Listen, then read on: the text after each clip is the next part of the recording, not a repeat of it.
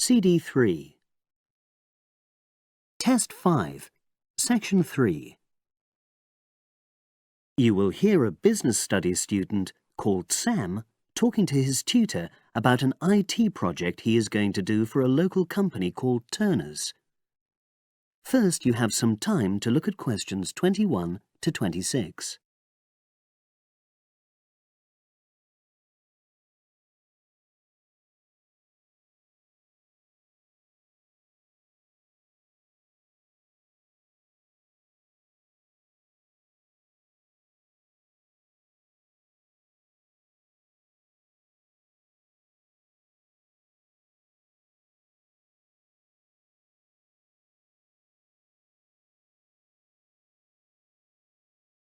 Now listen and answer questions 21 to 26. Hello, Sam. Come in and sit down. Thanks. You're here to discuss your company-based IT project, aren't you? Yes, I've been to see the manager and he's given me a lot of ideas about projects that the company would find useful, but I wanted to ask your opinion about them before I choose one. Yes, that's fine. Now, this company's called Turner's, isn't it? That's right. It's a small engineering company. They make machine components for trade use. They're well established. They started in 1976, but they're a bit old-fashioned. Okay. And what kind of projects did Turner's suggest you could do for the company? Well, they want some improvements made to their customer database. The one that they've got at the moment isn't very useful in some ways. I had a quick look at it. That would be a very straightforward project, and it'd be simple enough to evaluate, but I don't think you'd get enough out of a project like that. You wouldn't learn anything new. Well, another project they suggested is to do with their online sales catalogue. At the moment, customers can look at their products, but they can't actually order them online, which must affect their competitiveness. But I said I thought it would take too long. It's quite a big task. You're right, it's too much for the time you've got. It's a pity, though. Then they want some help with their payroll system. At the moment, the way they calculate pay involves a lot of manual accounting. I suggested they could have a system where employees register electronically when they arrive and leave work, so the hours they do could be transferred automatically. I think you'd get a lot out of a project like that. It would extend your skills, but it wouldn't be too much to take on. A student did something similar a couple of years ago, but this is slightly different. Well, then they need help with their stock inventory. They do everything manually. Really? Yes, and it takes so much time. Ugh, it's probably very inaccurate, too. An electronic inventory would probably be the biggest single benefit for the company. I'm surprised they haven't had it done before. I know. Then they wanted to improve their internal security.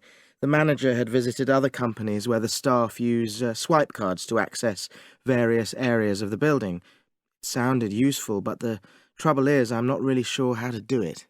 Well, I think you're right in that assessment.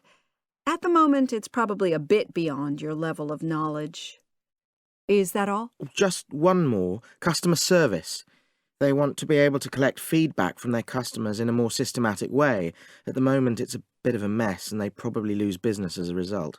Would that involve you going to see customers at their own premises?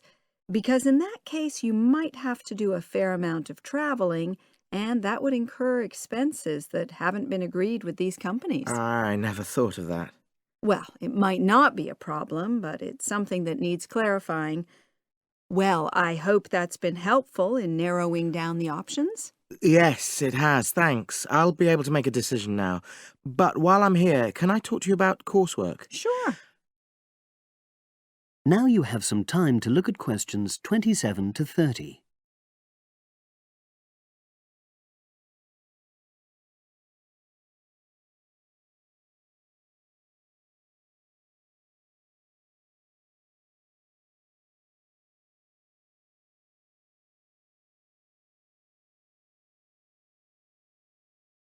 Now listen and answer questions 27 to 30.